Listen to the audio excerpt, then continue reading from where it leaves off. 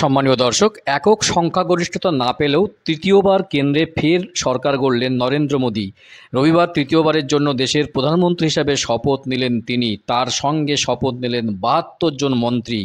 তো গত রবিবার রাষ্ট্রপতি ভবনে মোদীর মন্ত্রিসভায় ৭২ জন মন্ত্রীর শপথ গ্রহণের পর অনেক জল্পনা, অনেক কল্পনা চলছিল যে ৭২ জন মন্ত্রীর মধ্যে কে কোন দপ্তর পাচ্ছেন।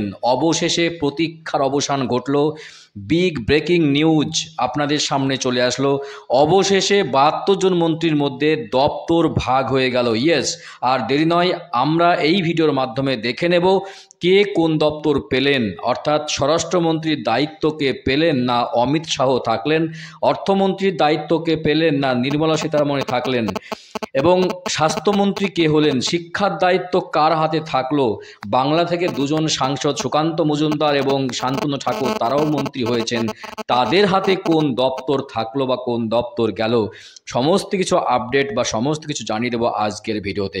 ভিডিও ভালো লাগলে অবশ্যই চ্যানেলটি সাবস্ক্রাইব করে পাশের ঘন্টাটি বাজিয়ে রাখবেন এই ধরনের লেটেস্ট এবং কারেন্ট আপডেট সবার আগে পাওয়ার জন্য, এবং বেশি বেশি করে লাইক এবং শেয়ার করতে একদম ভুলবেন না। তো চলুন দেখে নিই যে ৭২ জন মন্ত্রীর মধ্যে কে কোন দায়িত্ব পেলেন। বাংলা থেকে সুকান্ত এবং শান্তনু ঠাকুর তারা কোন দায়িত্ব পেলেন, চলুন দেখে নেওয়া যাক।